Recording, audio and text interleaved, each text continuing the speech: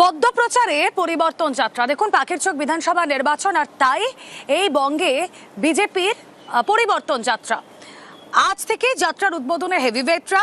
দুপুরে 4 জেলায় একসঙ্গে পরিবর্তন যাত্রার সূচনা। কোচবিহারের রাসমেলা মাঠে সূচনায় নীতিন নবীন। কৃষ্ণনগরেও রয়েছে সভা, রয়েছে গড়বেতায়, পাশাপাশি ইসলামপুরেও।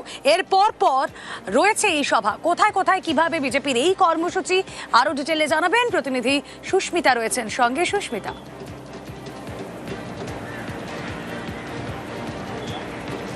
দেখো, আজ থেকেই বিধানসভা নির্বাচনকে পাখির চোখ করে বঙ্গ বিজেপির পরিবর্তন যাত্রা শুরু হচ্ছে। আজ এবং আগামীকাল যে পরিবর্তন যাত্রার সূচনায় জনসভা করবেন দিল্লির 9 হেভিওয়েট নেতৃত্ব। আজ 4 জায়গা থেকে শুরু হচ্ছে এই পরিবর্তন যাত্রা। শিলিগুড়ি বিভাগের জন্য কোচবিহার রাসমেলা মাঠে আজ উপস্থিত থাকবেন বিজেপির সর্বভারতীয় সভাপতি নীতিন নবীন এবং তার সঙ্গে বিজেপির রাজ্য সভাপতি শ্রমিক ভট্টাচার্য এবং নিশীথ প্রামাণিক, এই দুইজন রাজ্য নেতৃত্বে উপস্থিত থাকবেন। তার পাশাপাশি আজ গড়বেতায় উপস্থিত থাকছেন কেন্দ্রীয় শিক্ষামন্ত্রী ধর্মেন্দ্র প্রধান। তার সঙ্গে উপস্থিত থাকছেন রাজ্য বিধানসভার বিরোধী দলনেতা শুভেন্দু অধিকারী।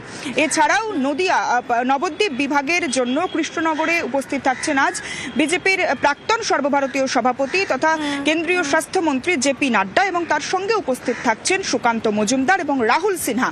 এছাড়াও আজ কুলটিতে রয়েছেন অন্নপূর্ণা দেবী, স্মৃতি ইরানি এই পরিবর্তন যাত্রার জনসভার সূচনায়, এবং তার সঙ্গে উপস্থিত থাকবেন দিলীপ ঘোষ।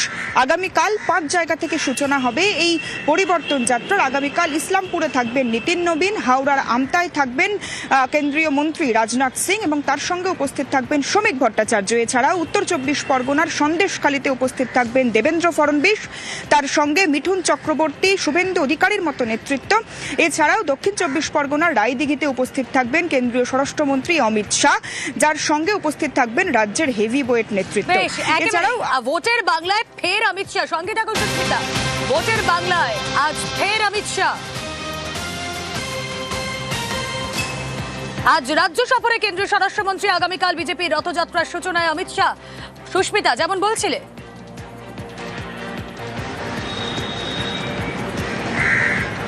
দেখো, ভোটের বঙ্গে আবারও ভোটের পারদ যেমন চড়ছে। ইতিমধ্যে এসআইআর এর লিস্ট প্রকাশ হয়েছে, তার সঙ্গে নির্বাচনী বাদ্যি যে বেজে গিয়েছে রাজনৈতিক দলের অন্দরে, তা বিজেপির এই হেভিওয়েট নেতৃত্বের আনাগোনা আরও একবার প্রমাণ করছে। এবং আজ কেন্দ্রীয় স্বরাষ্ট্রমন্ত্রী অমিত শাহ তিনি আবারও একবার বঙ্গ সফরে আসছেন। গত 3 মাসে তিনি 3 বার, কোনো সময় 1 মাসের ব্যবধানে, কোনো সময় 1 মাসের কম সময়ের ব্যবধানে তিনি রাজ্য সফরে এসেছেন। আজ রাত 9:30 নাগাদ তিনি কলকাতা বিমানবন্দরে নামবেন। আগামীকাল দক্ষিণ 24 পরগনার রায়দিঘি থেকে তার পরিবর্তন যাত্রার সূচনা কর্মসূচি রয়েছে, জনসভা রয়েছে।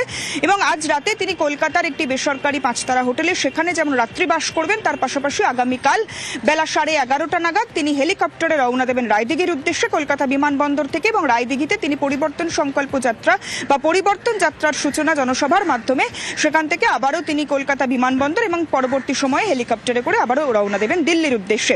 সুতরাং রায়দিঘি দক্ষিণ 24 পরগনা বিজেপির কাছে অত্যন্ত চ্যালেঞ্জিং একটি জায়গা, যে জায়গা থেকে বারংবার বিজেপি নির্বাচনে, অত্যন্ত আগামী 26-এর নির্বাচনে সেখান থেকে জয়ের আসনে তাদের জয়ের আসন বাড়ানোর জন্য বারংবার চেষ্টা করেছে। সাংগঠনিক দুর্বলতাকে আরো বেশি করে তারা একেবারে সবল করার চেষ্টা করেছে, সেই সাংগঠনিক শক্তিকে মজবুত করতে এবং মানুষের মনোবল বাড়াতে অমিত শাহ তিনি রায়দিঘি কেন্দ্রকে বেছে নিচ্ছেন। রাজ্য নেতৃত্ব যেমন এমনটা মনে করছে, তার পাশাপাশি কেন্দ্রীয় স্বরাষ্ট্রমন্ত্রী বিধানসভা নির্বাচনের আগে বাংলার মাটি কামড়ে থাকতে চাইছেন বিজেপি নেতারা।